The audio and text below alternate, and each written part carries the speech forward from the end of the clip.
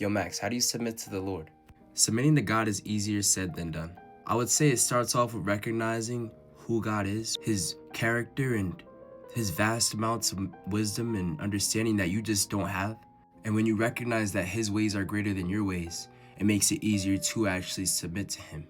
A perfect example of this is actually Jesus when he was in the Garden of Gethsemane. He told the Lord, God, not my will, but your will be done, when he was about to go upon the cross. Even though he was God in human form, he still set that precedent by telling God that, I trust you, Lord. I don't want to die. I do not want to die on the cross. For if there's any other way, please get me out of this. But ultimately, submitting to God's will because he knew it was for the better. A verse that ties to this is, trust in the Lord with all your heart and lean not on your own understanding. Acknowledge him in all your ways, and he will make your path straight. So that's the first step, recognizing who God is and understanding that his ways are greater than yours. Now the second step is actually carrying it out. Submission just looks like obedience, choosing to walk by his spirit and not in the flesh on a daily basis. But like I said, it's easier said than done.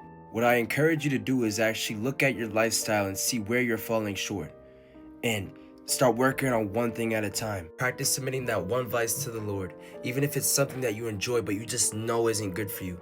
And in doing so, eventually you'll be able to give that thing up and give it completely to God. And then that's when you work on the next thing, and the next thing, and the next thing. And that's what submission looks like. It's not a one-time thing. It's a continuous action that you continuously have to practice until we are in our glorified bodies. But it's worth it.